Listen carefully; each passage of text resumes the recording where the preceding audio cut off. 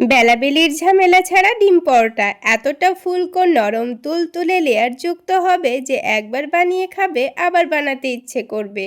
আসসালামু আলাইকুম বন্ধুরা, কিচেন বাঙালিয়ানা চ্যানেলে আপনাদের সবাইকে স্বাগত জানাই।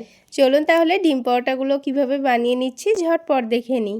সবার প্রথমে একটা মিক্সিং বোলের মধ্যে 1 কাপ পরিমাণ ময়দা নিয়ে নিচ্ছি।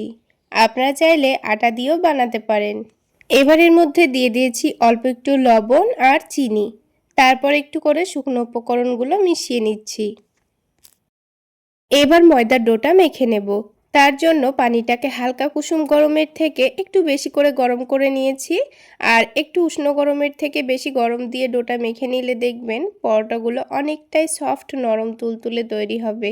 আর যদি অতিরিক্ত গরম পানি দিয়ে ডোটা মেখে নেন তাহলে ময়দাটা দেখবেন সেদ্ধ হয়ে যাবে, সেক্ষেত্রে কিন্তু পরোটাগুলো খেতে খুব একটা ভালো লাগবে না। তো ডোটা দেখুন খুব সুন্দর নরম করে মেখে নিয়েছি, আর ডোটা কিন্তু হাতের মধ্যে লেগে লেগে আসছে। তো সেই জন্য অল্প করে তেল দিয়েছি, দিয়ে আবারও ডোটাকে ভালো করে মেখে নিচ্ছি।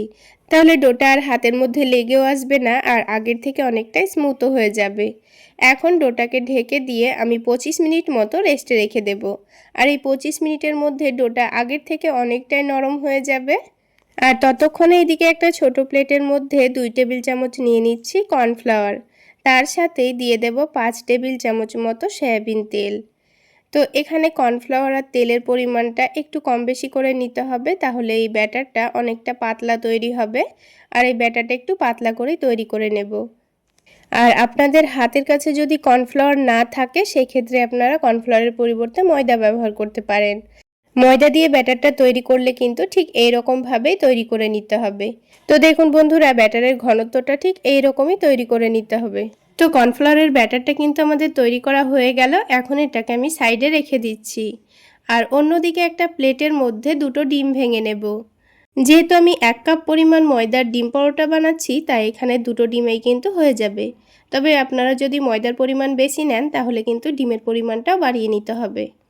তো 2টো ডিম ভেঙে নেওয়ার পর দিয়ে দিয়েছি স্বাদমতো লবণ, অল্প একটু মরিচের গুঁড়ো, আর খুবই সামান্য পরিমাণ দিয়েছি হলুদের গুঁড়ো, আর সবশেষে দিয়ে দেব চাট মশলা।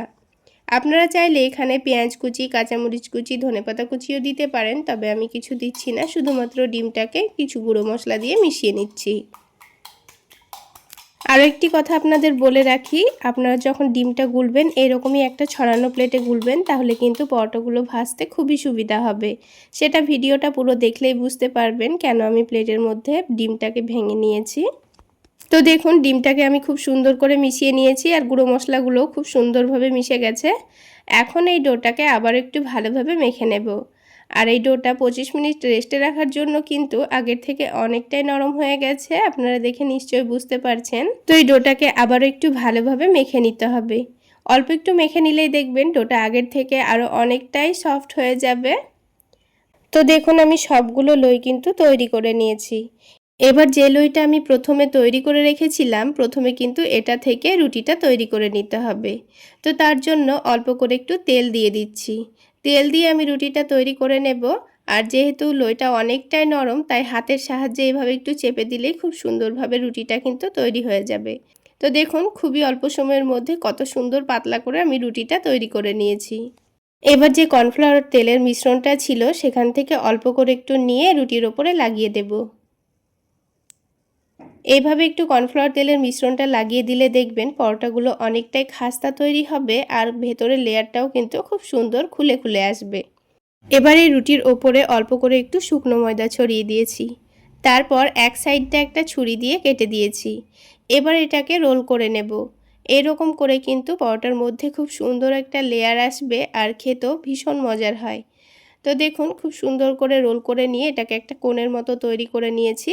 তারপর ঘুরিয়ে ঘুরিয়ে ছোট করে আরও একটা লই তৈরি করে নিয়েছি। এখন এই লইটাকে আমি রেখে দেব। এবার এই লইগুলোকে পরোটা তৈরি করার জন্য অন্ততপক্ষে 10 মিনিট মতো রেস্টে রাখতে হবে।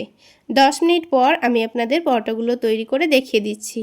দেখুন 10 মিনিট রেস্টে রাখার জন্য লইটা কিন্তু আগের থেকে অনেকটাই নরম তুলতুলে হয়ে গেছে। তো এবার আমি এই লইটা থেকে পরোটা তৈরি করে নেব। তার জন্য অল্প করে একটু তেল দিয়ে দিয়েছি। তারপর দেখুন হাতের সাহায্যে খুব সুন্দর করে পরোটাটা আমি তৈরি করে নিচ্ছি। যেহেতু লইটা অনেকটাই নরম, তাই পরোটাটা তৈরি করতে কিন্তু একটু অসুবিধা হবে না। তো দেখুন বন্ধুরা, কোনো রকম বেলনির সাহায্য ছাড়া কিন্তু হাত দিয়েই পাতলা করে একটা পরোটা আমার তৈরি করা হয়ে গেল। তো পরোটাটা ভেজে নেওয়ার জন্য প্যানের মধ্যে অল্প একটু সয়াবিন তেল দিয়ে দিচ্ছি। আপনারা চাইলে ঘি দিয়েও পরোটাটা ভেজে নিতে পারেন। এবার পরোটাটাকে তুলে নিয়ে যে ডিমটা আমি ফেটিয়ে রেখেছিলাম তার মধ্যে রেখে দেব। তারপর ডিমের ব্যাটারে ভালোভাবে এটাকে ডুবিয়ে নিতে হবে। তো উল্টে পাল্টে কিন্তু আমি খুব সুন্দর করে ডিমের ব্যাটারে ডুবিয়ে নিয়েছি। এখন তেলটা হালকা গরম হয়ে গেছে। এখন ডিম থেকে তুলে নিয়ে এটাকে তেলের মধ্যে দিয়ে দেব।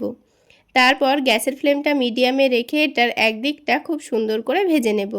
যখন একদিকটা ভাজা হয়ে যাবে তখন এটাকে উল্টে দিতে হবে। আর উল্টে দেওয়ার সাথে সাথেই দেখুন পরোটাটা কত সুন্দর ফুলে উঠছে। তাহলে বন্ধুরা, আজকের এই ডিম পরোটা রেসিপিটা আপনাদের কেমন লাগলো অবশ্যই কমেন্ট করে জানাবেন। আর ভালো লাগলে একটা লাইক শেয়ার করে দেবেন। আর আমার এই সহজ রেসিপিগুলো যদি ইউটিউব চ্যানেল থেকে দেখে থাকেন চ্যানেলটি সাবস্ক্রাইব করে দেবেন।